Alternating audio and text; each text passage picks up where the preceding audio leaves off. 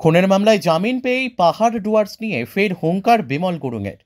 বলিদান দিবস উপলক্ষে শিবচুতে এসে পাহাড় ও ডুয়ার্সের কিছু অংশ নিয়ে বোরোল্যান্ড টেরিটোরিয়াল অ্যাডমিনিস্ট্রেশন ধাঁচের স্বশাসিত স্বায়ত্তশাসনের দাবি জানালেন গোর্খা জনমুক্তি মোর্চার সুপ্রিমো বিমল গুরুং।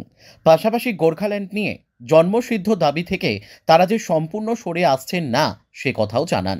উল্লেখ্য, সম্প্রতি দার্জিলিংয়ে এক পুলিশ অফিসার খুনের মামলায় কলকাতা হাইকোর্টের জলপাইগুড়ি সার্কিট বেঞ্চ থেকে জামিন পেয়েছেন বিমল গুরুং। শনিবার গোর্খা জনমুক্তি মোর্চার অন্যতম কর্মসূচি বলিদান দিবস পালন উপলক্ষে বিমল গুরুং ডুয়ার্সের শিবচুতে আসেন। প্রসঙ্গত 2011 সালে 8ই ফেব্রুয়ারি গোর্খাল্যান্ড দাবি নিয়ে আন্দোলনের সময় পুলিশের গুলিতে বিকি লামা, নেতা খাওয়াস ও বিমলা রাই নামের 3 জনের মৃত্যু হয়।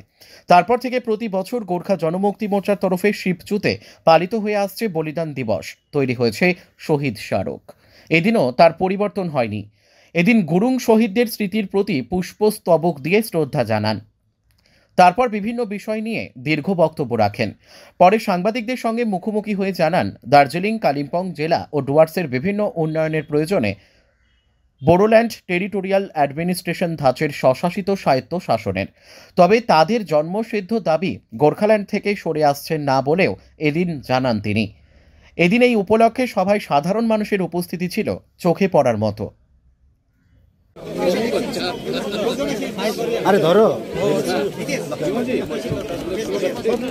विमल जी, ये जो शहीद दिवस के बलिदान दिवस के उपलक्ष्य में क्या बोलना चाहिए? आज तो हमारा बच्चे लोग ने जो योगदान दिया है 8 फरवरी 2011 में ये घटना हुआ, उससे अभी आज तक हम लोग ये बलिदान दिवस मनाते आ रहे हैं। तो आज का दिन हमारा बहुत जो मेरा बच्चे लोग हैं जो योगदान दिया है उसका लिए समझाने के लिए आज हम लोग कार्यक्रम किया है।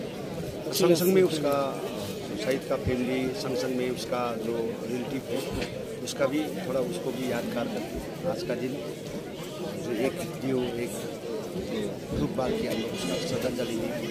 इस हिसाब से हम लोग आज का जो